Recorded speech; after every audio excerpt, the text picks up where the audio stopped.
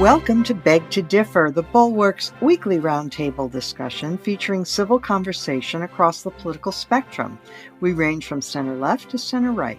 I'm Mona Charen, syndicated columnist and policy editor at the Bulwark, and I'm joined by our regulars, Bill Galston of the Brookings Institution and the Wall Street Journal, Linda Chavez of the Niskanen Center, and Damon Linker, who writes the Substack newsletter Eyes on the Right.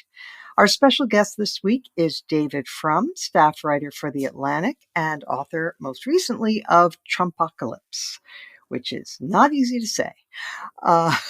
So welcome one and all. Bill Galston is currently having a little bit of a computer glitch, so he will join us, we hope, in just a few minutes, but we're going to get rolling. Much to discuss. This week was the funeral for Tyre Nichols, and his beating death at the hands of 5 police officers in Memphis has ignited another conversation in this country about what to do about excessive police violence. And it is obviously a depressing subject, the fact that it keeps happening. But I thought we would take the plunge and hopefully maybe begin to propose some things that are not conventional. David Frum, I'm going to start with you. The usual policy recommendation that you hear is that we pass the George Floyd Justice in Policing Act, which does have some good features to it. What do you make of this? I don't want to judge what happened in this terrible incident. There are facts still out there that will gradually accumulate, and I don't want to be hasty about any of this. But I would stress that a message that people need to take away is America does not need less policing. We have been through a serious surge of crime, really beginning since 2014, but especially intensely since 2020. And that's joined to issues of order and livability in great cities on the major coasts. The last thing anybody would need at this point is a change in approach to policing that withdraws police, that makes cities more dangerous, that discourages families with children from feeling at home in parks and public places. And I worry that in our determination to achieve justice quickly and immediately, we may do some very serious damage to very important considerations. So, Damon, one of the really smart analyses that I saw this week was from Noah Smith, who's been on this podcast a number of times, who writes the Substack No Opinion, where he points out that when it comes to training police, we lag far behind other comparable nations. So he notes that in Australia, recruits get 3,500 hours of training. In Germany, they undergo more than 4,000 hours. Yet here, the average is only about 600, which is less than is required to become a cosmetologist or a plumber in most states in the Union. Yeah, that's an amazing and pretty outrageous bit of information there. I saw that this week. I will say this was truly, as David said, a horrific event. But if there is anything good to come out of it, I even hesitate to put it like that because it could be misconstrued. And I'm not intending in any way to try to say we need to get something good out of something that is simply intrinsically bad. But it is the case that in these periodic soul-searching exercises that we go through as Americans, they so often end up skewed by our racial pathologies in this country. And one thing about this incident that I think is somewhat fortunate is that although the victim was a Black man, the perpetrators, the cops who did what they did in that video, were also Black. And that is only good in the sense that it somewhat neutralizes the issue of race in this incident. And I know some on the left are insisting that isn't true. No, this is still white supremacy. And I know those arguments and I'm not persuaded by them, at least not beyond kind of marginal ways. But it's important, I think, because the real problem is that we have a policing problem, that policing is not done particularly well in this country. Part of it is the issue that you put on the table, Mona, from Noah Smith's piece about the simple number of hours that police officers are required to go through for training. It has to do with the kind of education level of people who self-select to be police officers, the psychological profile for people who self-select to be police officers too often are people who kind of have issues with aggression and wanting to impose their will on chaotic situations in ways that often get out of hand. They're not particularly well trained at de-escalation in very high stress, dangerous situations. And I don't want to downplay how dangerous policing can be, especially in a country like ours that is awash in deadly firepower. So as you can just tell from that kind of litany I just went through, we have a problem, and it is a big, complicated one. And so I think that at least we don't have to say that race has nothing to do with these incidences. The racism of cops can certainly be issue in many, many cases. But that is, I think, a pretty large subset, but still a subset of the bigger problem, which is the policing problem. And I think the statistic you cited at the top is, I think, maybe a better entry point for the fact that we live in a society in which we too often endure interactions with the police that turn violent and well too often quite deadly. Linda, Damon mentioned this, and you can't talk about our policing problem without recognizing that we are not comparable to other advanced industrialized countries in the level of violent crime that we have. Policing in our country is very dangerous because the American people are very prone to crime, and they are heavily armed, as Damon also mentioned. And so it's important to acknowledge that, but at the same time, an aspect of this that doesn't perhaps get enough attention, I'm curious whether you have views on it since you are an old union person, but the police unions have a tremendous amount of power, and they have been able to shield bad officers from accountability by the collective bargaining contracts that they have been able to extract from municipalities and communities across the country, including, Memphis, where this latest atrocity happened. The officers involved were disciplined in the past, so you have views on the role of unions here? Well, I do, and I'm happy to address that, but I also want to address the question of race because I do think it's important. First, in terms of the union, there's no question that municipal public employee unions, whether you're talking about firefighters or police officers or frankly sanitation workers, have a stranglehold in a lot of communities. And it's one of the reasons why at least some early labor leaders opposed the idea of having unions for government workers because essentially the government workers are bargaining with people that they help elect. Exactly. And so it's not the normal relationship between an employer and employee. And so that's a problem. And there are all sorts of rules in all sorts of places. I haven't looked exactly at Memphis, but certainly this is a problem. I don't think it is the problem here. And I do want to go back to the subject of race because there is at least a call on the left to say, well, these Black officers were acting on racial attitudes. I think that may be true. But it's true for the reason that you talked about a moment ago, which is we are an incredibly violent people, we Americans. And when you look at crime statistics, Blacks are far more likely to be involved in criminal activity and particularly violent criminal activity. And so these police officers, when they see a young Black man, may in fact react very differently than they would have if they had seen a Black woman or if they had seen a white or perhaps even a Latino.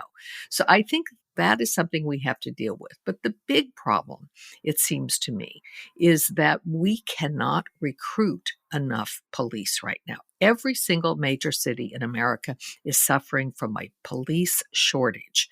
And what ends up happening when they have to fill these jobs is that they take people who they probably should not take. And you talked earlier, and David talked earlier, about the question of training and the question of the kinds of personalities that may be attracted to being police officers. I think we don't do a very good job in weeding out people who have problems with violence. And particularly if police departments are short of recruits, they're going to have to dig deeper in order to find people willing to take on the dangerous job. And sometimes that means bringing in people who frankly have no business being police. And then we shortchange them on training.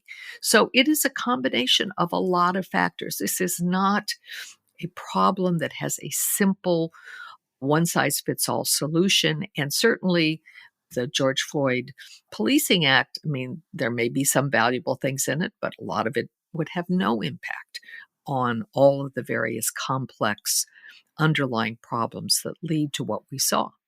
You know, there's been commentary that this is just another form of white supremacy, and a lot of people scoff and roll their eyes, say, well, oh, really? So it's white supremacy when white officers do it, and it's white supremacy when black officers do it? Oh, really? And yet, I have to say that the history of white supremacy in this country is so woven into people's psyches and histories that it sometimes can, strangely, I know this is going to seem odd to some people, but it can play a role. So here's what struck me. There's a piece in The Atlantic this week by Thomas Chatterton Williams about this very matter of, is it white supremacy? And he quoted a book by James Baldwin, The Evidence of Things Not Seen. Here's the quotation. We used to say, if you must call a policeman, for we hardly ever did, for God's sake, try to make sure it's a white one. A black policeman could completely demolish you. He knew far more about you than a white policeman could, and you were without defenses before this black brother in uniform, whose entire reason for breathing seemed to be his hope to offer proof that, though he was black, he was not black like you. Which really caused a chill down my spine. I mean, there might be truth in that. I don't know. I mean, I'm not saying, one way or the other about these particular officers, but boy, it's hard to tease these things apart psychologically. In any event, David, there have been other fixes that I have to confess I had hope might help. One was body cameras. Has this episode destroyed the argument that body cameras or any sort of technical fix is going to be our salvation? No, body cameras help because you know about things you didn't know about before. Just a follow-on on that James Baldwin quote, powerful as it is. There are explanations of things that are intellectually, historically, morally important. And then there are explanations that are politically actionable.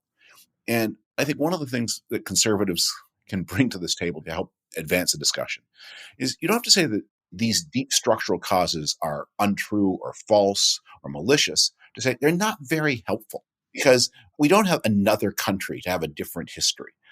You can't create a new society and a new culture. This is where you start. The goal is to have less crime and less police abuse next year. So what are we going to do between now and next year to make things better? And the more minute and less deep the solution is, the more likely it is to be something that actually can be put into effect and can make a difference. So body cameras, they're not the answer to everything. They help. So would, by the way, disarming the society. I grew up in Toronto.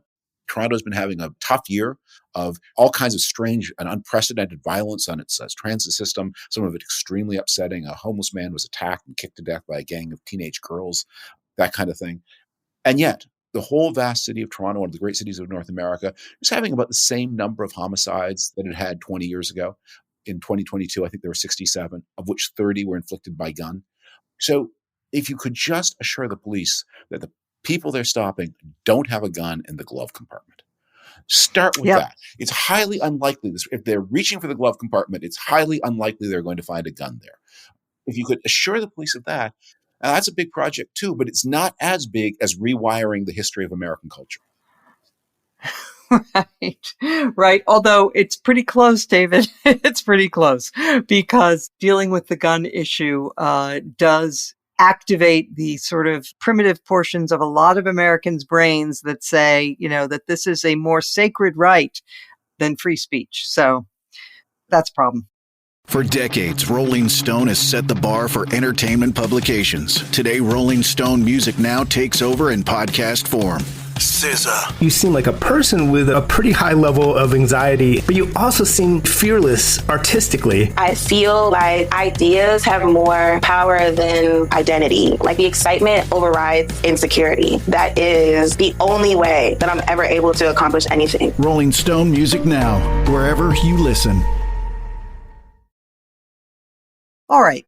I'm sorry to report that our colleague, Bill Galston, still seems to be having trouble with his computer, so we're going to have to soldier on without him, and we're going to turn for our next topic to the unfolding GOP presidential race. The Bulwark had a poll out this week that was done in cooperation with Whit Ayers, showing that Republican primary voters are ready to move away from Donald Trump.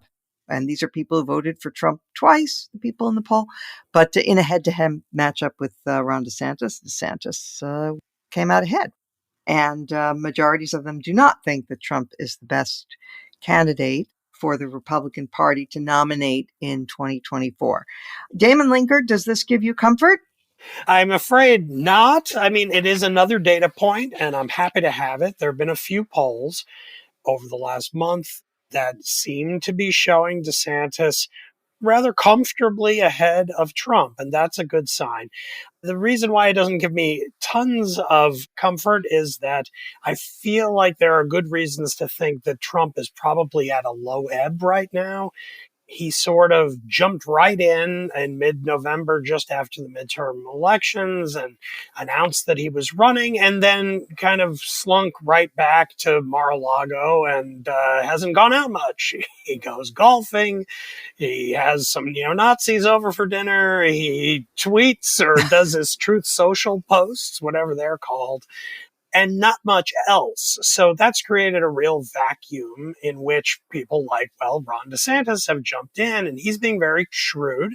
He's giving the right-wing media ecosystem tons of good news bites about things that he's doing to prosecute the culture war down there in Florida, which leads them to swoon. And there are already lots and lots of writers on conservative websites and magazines who already love DeSantis. But yet he's also not declared yet that he's running, and he's not taking the bait and hitting Trump back. He sort of floats above it all and does his thing. So that's a situation that's perfectly designed to raise DeSantis up and have Trump slowly sink.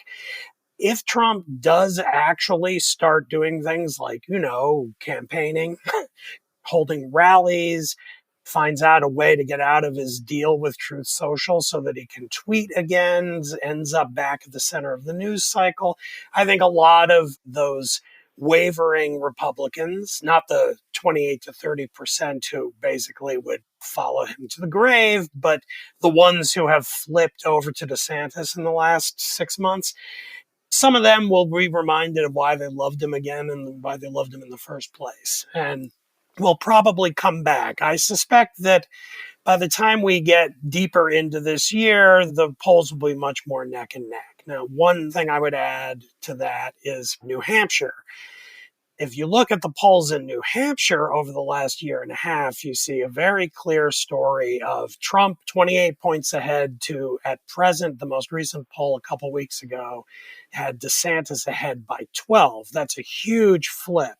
Now, if DeSantis can hold on to that and even build on it and really just blow New Hampshire out of the water a year from now, that could be the kind of event that really changes any and all narratives about how this is going to go. But of course, we have to also keep in mind there are other people waiting in the wings who, maybe will be parts of the questions you'll ask other panelists in a moment.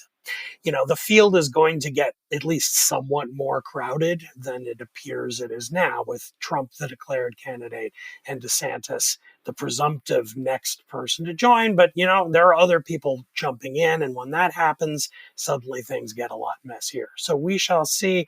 My general take, though, is that I wouldn't count Trump out yet, however nice it is to hear that he seems to be struggling at this early point.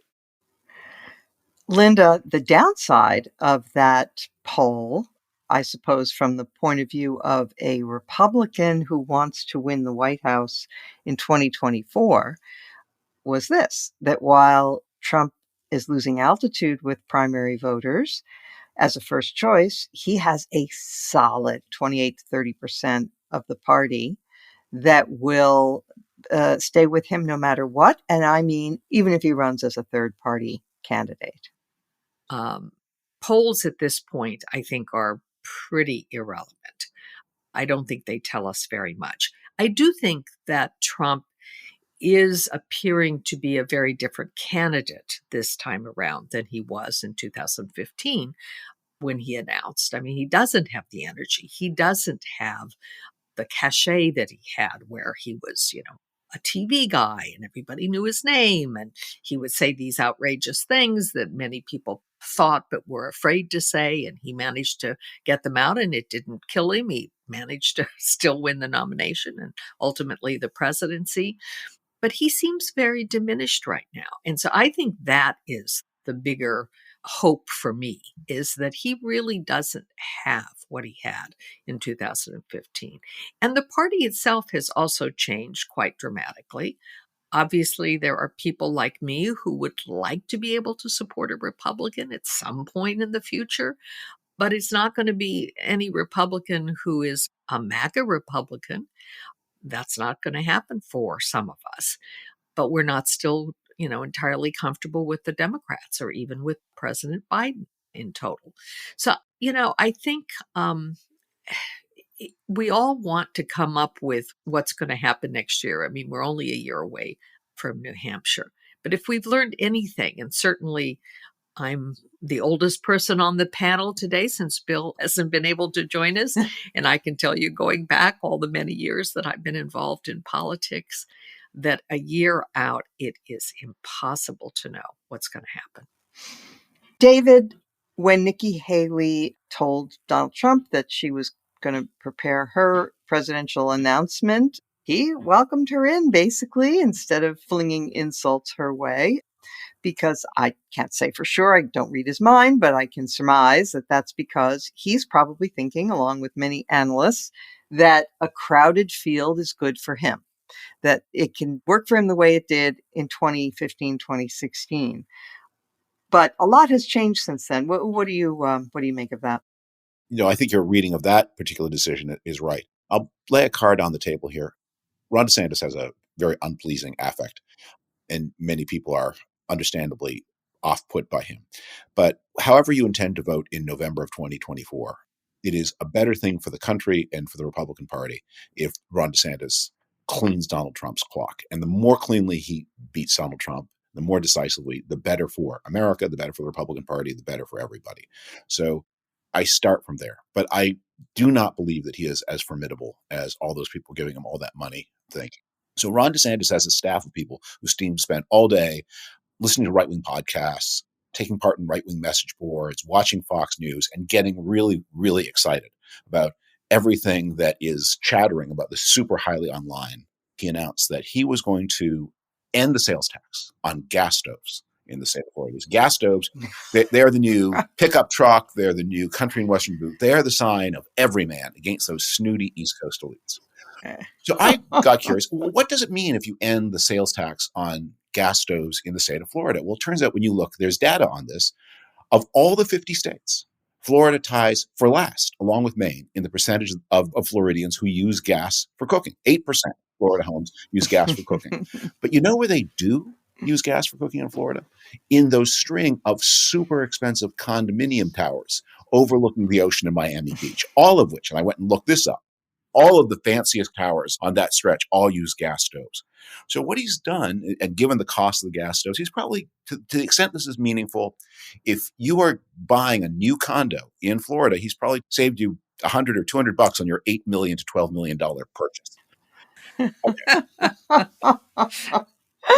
But why is that important? It's important because I think the great danger for DeSantis is that he turns out to be Jeb Bush with a nasty expression on his face. That everything that Donald Trump figured out in 2015, which is the base of the party does not like the economic message it's been getting.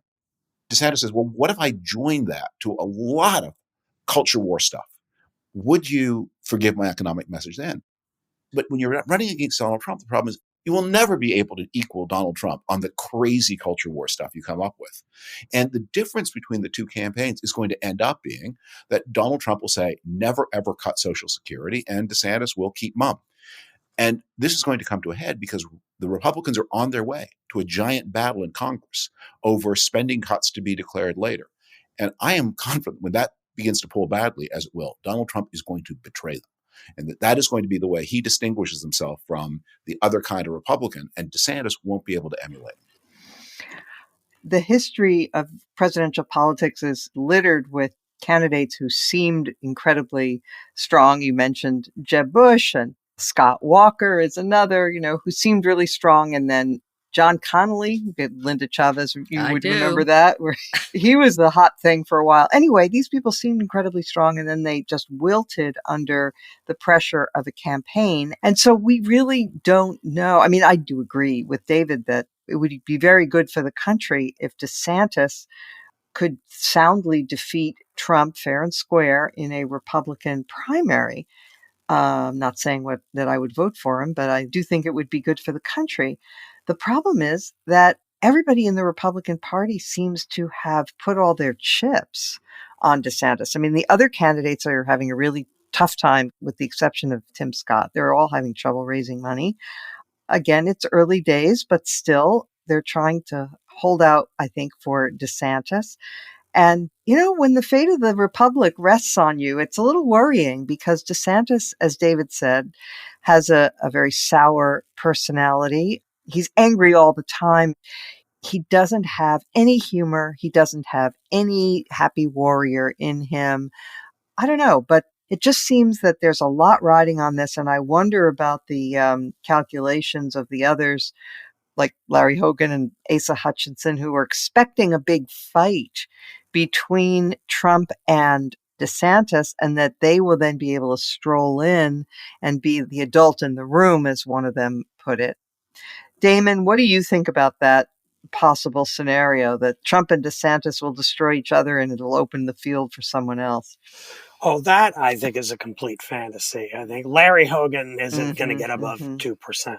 He's a kind of Republican. He's basically a 21st century version of a Rockefeller Republican. And in the right kind of heavily blue state, that kind of guy can actually still win a contest and become governor, but not in a Republican primary these days. I think that's ridiculous. And frankly, Larry Hogan is so liberal for a Republican, I don't think he would have had a shot 20 years ago. Liz Cheney could have had a shot 10 years ago. But she now can't because she came out so strongly against Trump. So, I mean, at least that's a confession of how I view the Republican Party these days. But one additional little point I wanted to make in response to David's, I think, healthy skepticism about DeSantis. We talked last week on the podcast about the African American Studies AP exam in Florida and how DeSantis came out and singled out especially the final section of this as being a kind of indoctrination into critical race theory and so forth. We found out a couple days ago that the College Board has actually backed down and is changing this final section. They're getting rid of some of that stuff, making it optional, including Black conservatives on the test. It's in the class. It appears now. I'm sure this was something that was being entertained previous to DeSantis's announcement a week or so ago, because this kind of thing never happens that instantly. But the timing of it has the effect of looking as if they just folded to his attack.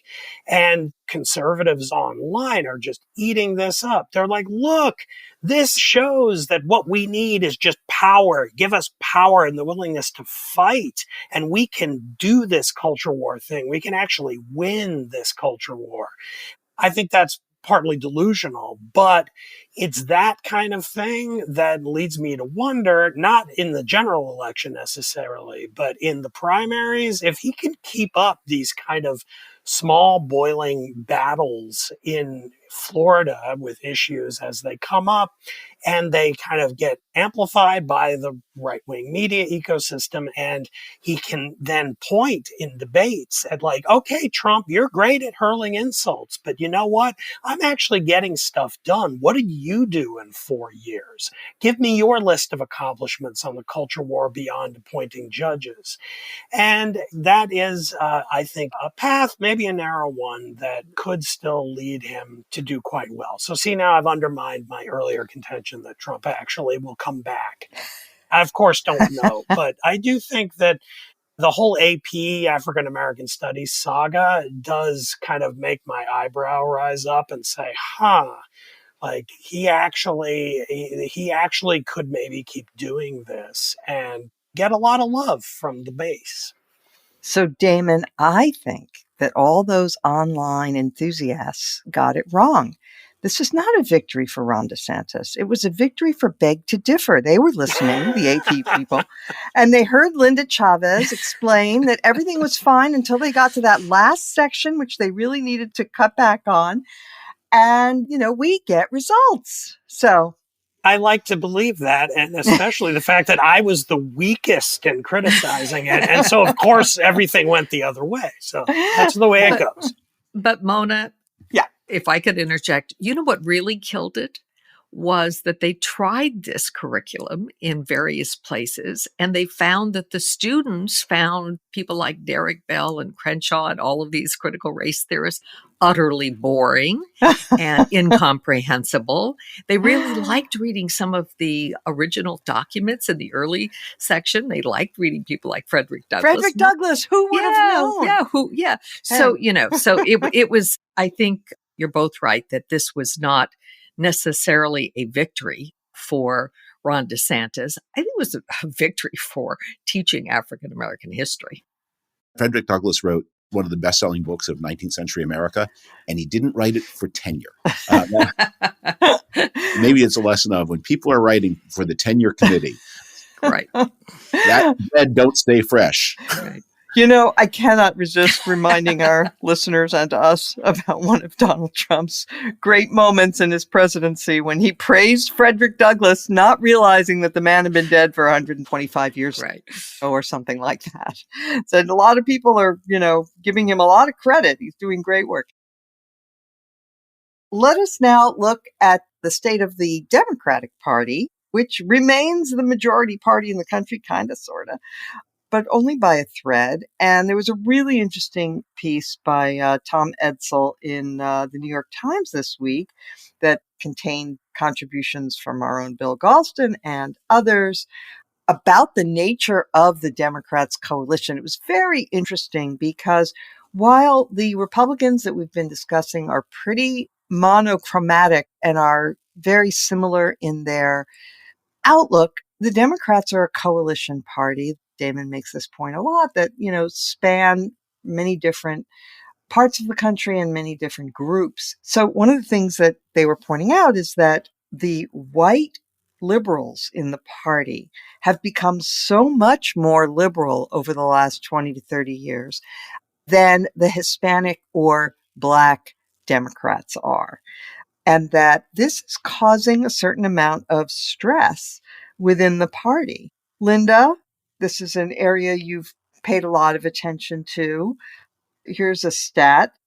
This is from The Third Way. Although the percentage of Democrats calling themselves liberal has grown over the past 3 decades, it still remains true that only half of self-described party members identify that way. And yet, if you read the papers, if you go by what's online and so forth, you would think that 99% of the Democratic Party was woke. Absolutely. And, what is not a surprise to me or anybody who's been around a long time or has studied this issue very deeply is that Blacks and Latinos are a lot more conservative on a lot of issues than certainly, the Upper West Side white liberal is. And so it was not a surprise that it was Blacks who essentially nominated Joe Biden. And one of the reasons they picked him is that he was more moderate.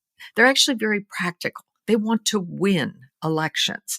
And I think they knew that he had a better chance of winning than Bernie Sanders or Elizabeth Warren or any of the far left candidates. But I also think some are interested in the programs of a Bernie Sanders and an Elizabeth Warren, but many of them are not. They're basically working class people who are strivers. They want their children to have better lives than they've had, to have struggle less. They believe in hard work. They don't believe in government handouts. They want to feel like they've made it on their own, even on issues like affirmative action. If you look at data on that issue, you'll find that Blacks do not believe that they should be given unfair advantage just on the basis of their race. They are not in favor of many of the kinds of programs that we have in place now. So it's not surprising to me. And the party has always been a coalition. I mean, I was a member of the Democratic Party. I worked for the Democratic National Committee in 1972. And my views have mostly not changed that much over the years. What has changed is the party itself has changed. And certainly President Reagan was able to reach out and bring people like me into the party. And Donald Trump essentially pushed people like me out. So I think it's going to be hard for the Democrats if they continue to go down this sort of woke agenda that they have, which I don't think is that popular with their Black and Latino colleagues. I think it is much more popular, as I say, on the Upper West Side than it is in Black and Latino neighborhoods. Damon, Linda says that the party can't pursue its sort of woke agenda. But people might say, look, the Biden administration, though it has some left-wing members, but the Biden administration has not been woke. It's been pretty conventionally centrist Democrat in its policies that it's enacted. I mean, not all of them, but some of them have been quite liberal, like the student loan thing. But for the most part, the infrastructure bill and all of that, and even the climate bill, which is misnamed the Inflation Reduction Act, it's pretty conventional stuff. Yeah, it is. I mean, there are a few caveats I'd want to make. The big ticket, big programs that the Biden administration has pushed, and you just listed them, don't really map on to woke, non-woke. They're kind of standard center-left policy initiatives. And in that sense, they don't trigger these problems. And that's great. It's good for the administration and at least notionally positive for Biden or whoever else ends up running their prospects in 2024. There are these exceptions, though. One of them is the administration's, and this goes all the way to the top, to any time Biden addresses the issue, dealing with trans issues and transitioning for minors, kids, where the administration has staked out position to the left now of a great part of Western Europe, which is not what you would necessarily have anticipated from Joe Biden, given his age and his general stance on social issues throughout his career. So that, I think, is a function of the structural reason why these things have so much play among the Democrats. It has to do with both the shape of the coalition, but also just the way that different elements in that coalition interact with political power, the role of young, highly educated, college-degreed people in the staffs of the White House and in Congress. So the people who are most inclined to stake out kind of further left positions on something like trans issues end up in positions to help shape messaging in ways. And then there are other issues that Matt Iglesias writes about a lot in his Substack, about the way that when people in kind of political jobs in like the White House, when they see what they're having Biden say, or if Biden himself wants to say it, and then they think of taking a more moderate line, they realize, well, the standards by the trans activists for being considered an ally are extremely high. And so if we fall short of those expectations, what we're going to end up doing is kind of provoking them to attack us. And we'd rather not have to endure that. So we'll just sort of continue holding our current position, which is, I think, frankly, pretty intellectually untenable and medically untenable. But in the scheme of what the Biden administration is doing and what the federal government does, trans issues is pretty marginal. So all of that by way of saying I largely agree with you, Mona, that the Biden administration is doing pretty much what I think probably you and I and the others on this program hoped we would see, which is, despite some early moves that seem to be trying to placate progressives in the House a little bit too much, kind of doing straight down the line, center-left, technocratic type policymaking that on the whole is pretty good and cuts against the worries of the Tom Edsall piece that we started with in this segment. Let me put a little asterisk there and say I actually don't like center-left policies. I like center-right policies. And so if I had my way, the agenda would look very different. But I'm a realist, and I understand that with the Republican Party currently having lost its mind, that this is where I wind up with whatever grumbles. I only meant that given what might have happened with a Democrat winning in 2020, we're getting pretty much the best that a former Republican could hope for. Right. So David Rui Teixeira, who's been a guest on this podcast, has made the point several times that one mistake he thinks that Democrats make is what he calls the Fox News fallacy, saying, look, that if something is being trumpeted on Fox News, say the problems at the border or trans issues or crime or other things, that there's a tendency on the part of Democrats to say, therefore, it's a non-issue. It's something we don't have to address because it's astroturf, it's made up, and he believes that they are falling into error. What's your view about that? There's another fallacy that I have in mind as I think about what we've been saying here that I think is equal and opposite. So I don't have diabetes. I don't imagine anybody on this panel has diabetes. I think I know one or two people with diabetes, but not very many, because I live in my bubble of people who have moderate health and moderate weight. On the other hand, I think all of us have opinions on trans issues. So, of course, we're going to spend a lot more time discussing trans issues than we're going to discuss that the Biden administration just capped the price of insulin for people who are on Medicare. But, out there in America, I have a feeling that the cap on insulin for people on Medicare is a big deal. And one of the fallacies that I think can happen among those of us who discuss politics a lot is that we are just so protected from the kinds of worries that so many Americans have that we lose sight of what is important to them and what is not. So you will listen to the online discussion. It's all about these woke issues, by which is usually meant some combination of crime and trans. And the crime thing is really a big deal. That is an authentic big deal. The trans issue, and I have very conservative views on that and have a lot of skepticism about the whole project, but it is kind of a boutique issue. And meanwhile, I think that we're setting up to have a big debate in 2024 on the question, well, if insulin is capped for people on Medicare, why can't it be capped for people not on Medicare? And if I were the Biden people, I would be thinking, that's the ballot question I want, capped on insulin for everyone who's not on Medicare. And the Biden people have a lot of room to use bread and butter issues. Now, they have a great vulnerability, which is they have a candidate problem. Biden did better among men than any Democrat since Bill Clinton in 1996. That is probably the single most important reason why he became the president. And the question is, if he is, for one reason or another, unable to run effectively in 2024, is there any other Democrat who can come even close to matching that performance among men? And it's not just white men, it's all men. And if not, is there any plan to make up the gains that Biden made among men with some other group? And the arithmetic on that doesn't look very promising.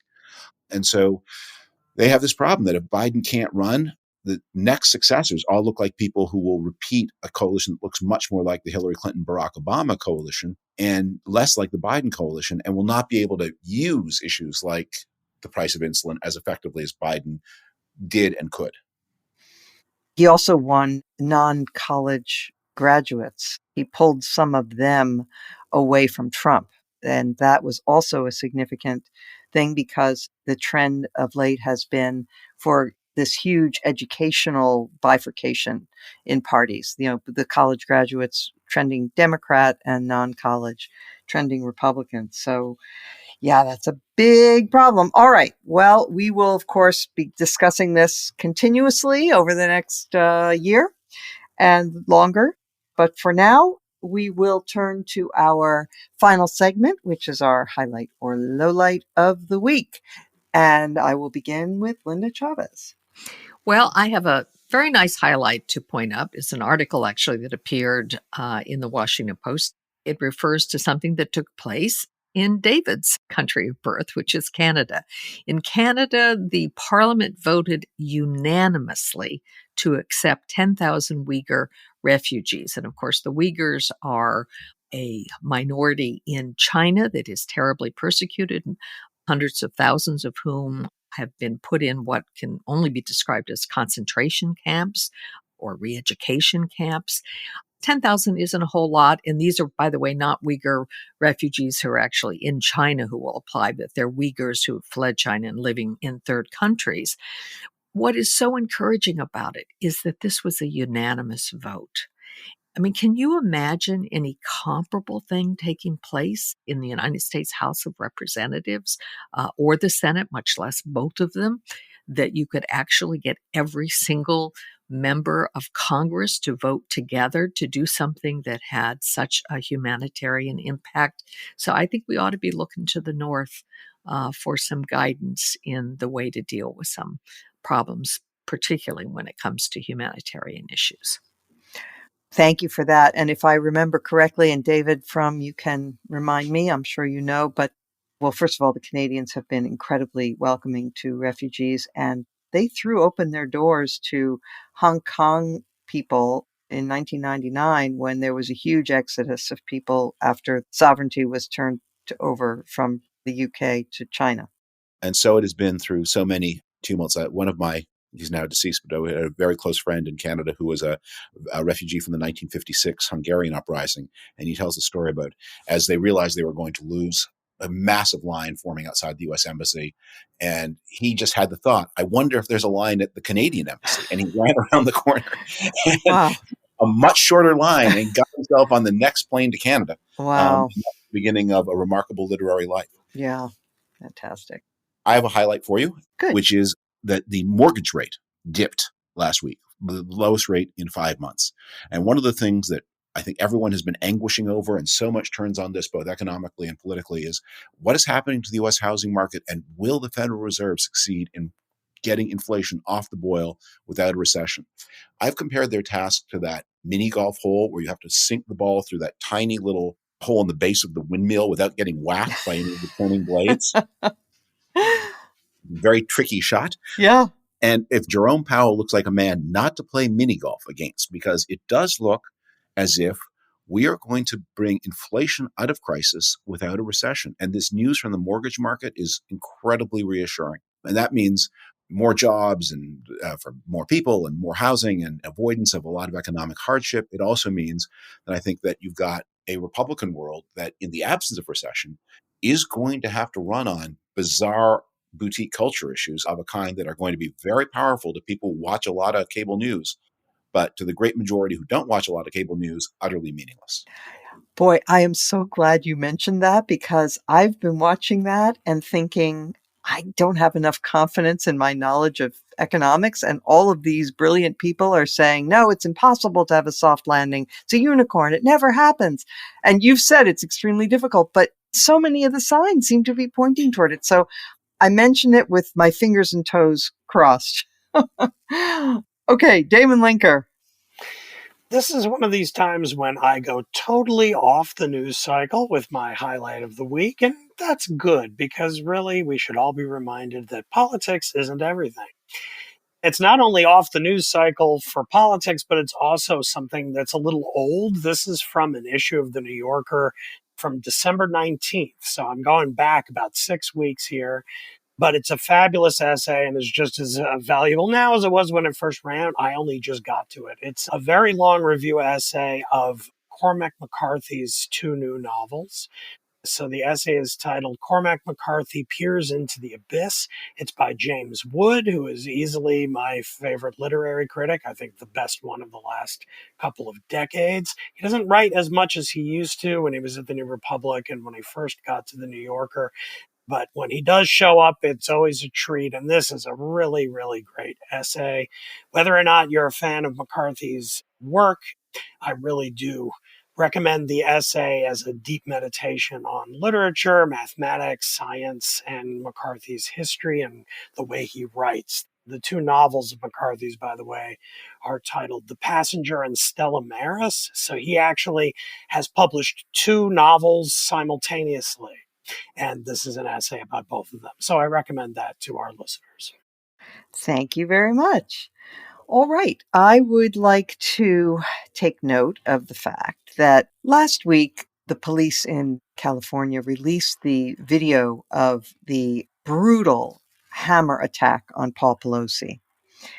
And the perpetrator of that attack gave an interview to a local Fox affiliate, fully taking credit for it in a very sinister way, saying that he apologizes, he did wrong, namely he didn't get more of them, etc. Now, the point here is not to condemn that guy because he's obviously a horrible, psychopathic character, but it is to note, as the New York Times helpfully did, in a reminder of all of the people in the GOP and in the infotainment wing of Conservatism Inc., who joined in celebrating this attack on Pelosi. And that includes Charlie Kirk, Carrie Lake, Glenn Youngkin, Larry Elder, Representative Clay Higgins, Tucker Carlson, Ted Cruz, Elon Musk, Devin Nunes, Sebastian Gorka, and the list goes on and on. What is wrong with these people? This is grotesque venality, cruelty, thuggishness, does not belong in a civilized society. And people on Twitter who are constantly asking me whether I'm going to return to being a good conservative after Trump leaves the scene or is no longer a factor, my answer is, if that's what conservatism is now, I'll never be that. So that's my little rant for the day. All right. I would like to thank our guest, David Frum. I want to thank our sound engineer, Joe Armstrong, our producer, Katie Cooper, our regulars, and hopefully next week, Bill Galston will return. Of course, I want to thank all of our wonderful listeners. Please rate and review us and spread the word. I know you love the podcast because you keep sending me these lovely notes, which I too appreciate. I try to answer as many as I can. But it would be even better if you would go online, wherever you listen, and put up a rating, put up a review, and get other people to be able to join as well. And with that, we will return next week, as every week.